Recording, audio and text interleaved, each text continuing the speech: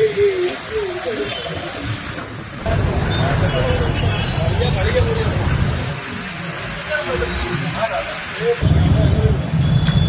से मारे वो वहाँ से मारे और कहाँ से मारे?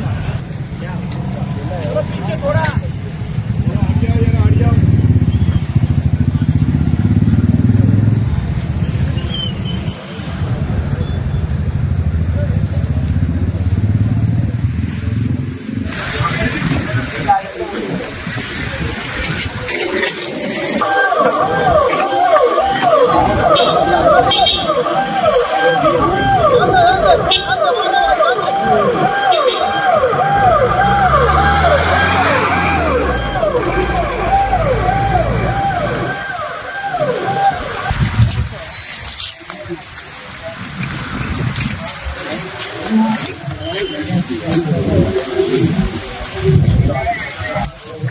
पीछे हो जाओ भाई लोग, पीछे हो जाओ।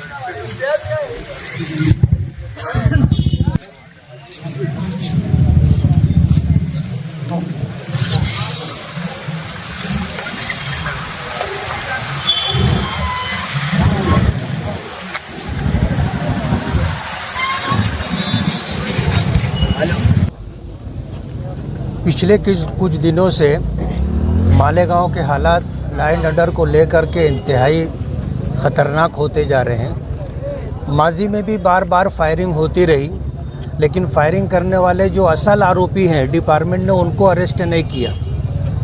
पीछे इसराइल इस्सू के ऊपर हमला हुआ था, उस हमले के अंदर जो है 4 लोगों को जमा किया गया, जिसमें 2 असल आरोपी फायरिंग करने वाले थे, उनकी जगह जो है बोगस लोगों को डाला गया। ये डिपार्टमेंट की मिली भगत से हो रहा है। अगर पुलिस डिपार्टमेंट इस तरह की छूट न देती और इस तरह की जो सूरत हाल मालेगांव में बनती जा रही है कि हर 2-4 महीने के ऊपर फायरिंग होती है और फायरिंग करने वाला गिरफ्तार नहीं होता, लॉ एंड ऑर्डर के ज़िम्मेदारान क्या सो रहे हैं कि ये जंगल राज है?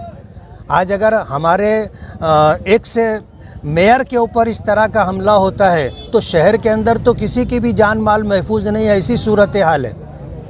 आज इस वक्त अब्दुल मालिक मेयर के ऊपर जो हमला हुआ है, ये तो बहुत करीब से फायरिंग की गई और फायरिंग करने वाले इतने बेखौफ थे कि उन्होंने किसी तरह का कोई चेहरा वगैरह छुपाया नहीं, बल्कि डायरेक्ट आकर के 5-7 फीट के फासले से उन्होंने जो है फायरिंग की और 3 फायरिंग की, एक हाथ में लगी और एक पैर में लगी और एक जो है पसली में गोली लगी है।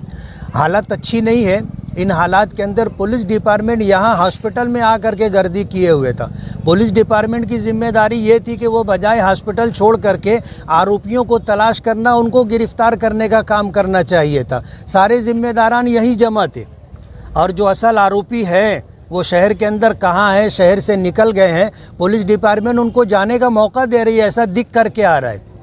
जो असल जिम्मेदारान है हॉस्पिटल में रह करके, क्या वो डॉक्टर हैं जो यहाँ आकर के वो काम कर रहे हैं? जो एक जिम्मेदार था, बाकी लोगों को अपने काम से लगना था और पूरे शहर की नाकाबंदी करके ऐसे लोगों को गिरफ्तार करने की कोशिश करनी चाहिए थी। मालेगांव शहर के अंदर इस तरह की जो सूरत हाल हो रही है, हम डिपार्टमेंट से इंतहाई नाराज़ हैं और उनके लॉ एंड ऑर्डर के ऊपर गिरफ्त कमज़ोर होने की वजह से हम उसका निषेध करते और मजम्मत करते हैं। इस तरह की सूरत हाल ऐसा हो गए जैसे मालेगांव में जंगल राज है, किसी की जान, किसी का माल, इज्जत व आबरू महफूज नहीं है। इस तरह की सूरत हाल बनती जा रही है और जो लोग गुनहगार हैं, बेखौफ हैं, उनको किसी तरह का डर और खौफ नहीं है। ये सूरत हाल है। आने वाले दिनों के अंदर हम होम मिनिस्ट्री में भी बात करेंगे, असम्बली होगी, उसमें भी इस तरह यह आवाज़ हम उठाएंगे कि मालेगांव के अंदर पुलिस डिपार्टमेंट की गिरफ्त बहुत कमज़ोर हो गई है और इस तरह गुनहगारों के हौसले बहुत ज़्यादा बढ़ गए, जिसकी वजह से इस तरह की सूरत हाल है। आगरा रोड के ऊपर अगर फायरिंग होती है तो शहर के जो अंदरूनी इलाके हैं और किनारे का जो एरिया है, वो वहाँ के रहने वाले तो अपने आप को इंतहाई गैर महफूज समझेंगे।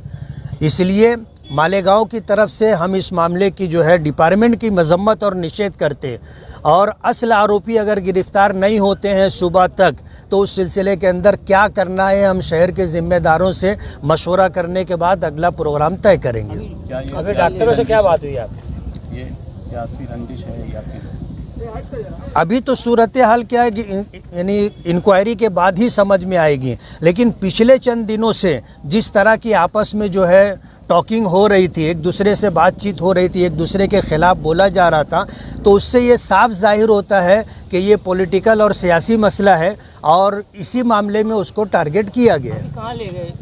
नासिक लेकर के गए हैं। 3 गोली लगी है, एक पसली में लगी है और एक जो है पैर में है। पैर 3 जगह से हड्डी फ्रैक्चर हो गई है और गोली जो है जोड़ के पास आकर के अटकी हुई है। एक गोली अंदर पसली के अंदर जा कर के अटकी हुई है और एक जो है यहाँ हाथ में लगने के बाद वो पास हो गई है। डॉक्टरों से कुछ बातचीत तो आपकी हुई? डॉक्टरों से तो नहीं बात हुई, लेकिन जो लोग सीटी स्कैन कर रहे थे उन्होंने पूरी सूरत हाल बताई है। मामला गंभीर है। ये अब्दुल मालिक जैसा जानदार आदमी था, तो वो मजबूत आदमी था, तो वो जो है हसास बसास बातचीत कर रहा है। हम तो ये चाहेंगे कि अल्लाह ताला उसको ज़िंदगी दे, हयाती दे, सेहत और तंदुरुस्ती दे। लेकिन ये कि अगर मालिक जैसे जानदार शख्स के पैर में गोली लगी है और 3 जगह से हड्डी फ्रैक्चर हो गई है, तो और कोई होता तो पता नहीं उसकी क्या हालत होती।